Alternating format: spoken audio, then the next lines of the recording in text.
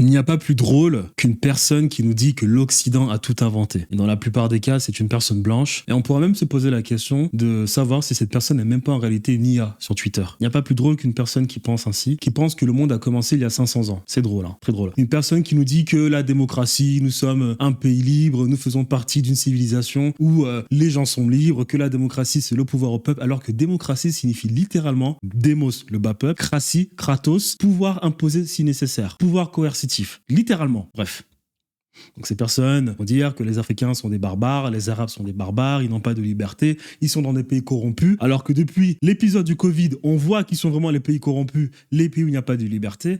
Ces personnes sont très drôles. À ces personnes, il y a bon nombre de personnes qui pensent que l'Occident est une civilisation supérieure et que en Occident nous sommes libres. Il faut se poser 3 petites questions. C'est les 3 questions fondamentales à se poser pour savoir si votre société ou bien votre soi-disant civilisation, qui en réalité n'est pas une civilisation, est une civilisation ou bien une société libre, ou bien les personnes sont libres. 3 questions. Première question, est-ce que la conscience est libre dans cette société? C'est-à-dire, est-ce que je peux dire tout ce que je veux? Est-ce que j'ai le droit de penser et de dire ce que je peux dire? Est-ce que j'ai le droit de penser et de dire ce que je pense? Je pense que non. Est-ce que la monnaie est libre dans cette société? La monnaie, c'est une forme de liberté. La liberté frappée, la monnaie, sans monnaie, on ne fait rien dans cette société. Surtout dans des sociétés où on est capable de comprendre que la monnaie est primordiale pour arrêter de se faire la guerre. Car c'est au travers d'une économie et d'une monnaie qu'on peut échanger avec l'autre afin que les deux parties s'enrichissent, qu'on évite de se faire la guerre. Est-ce que la monnaie est libre? En France, en tout cas, on a la réponse.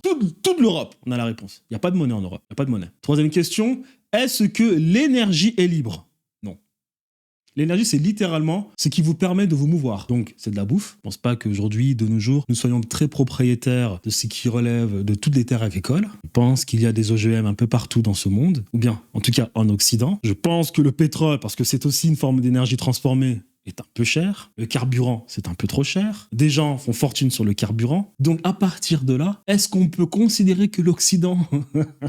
qui n'a rien inventé, est un territoire où les gens sont libres quand on a les impôts les plus chers, la monnaie n'est pas libre, la conscience n'est pas libre et l'énergie n'est pas libre.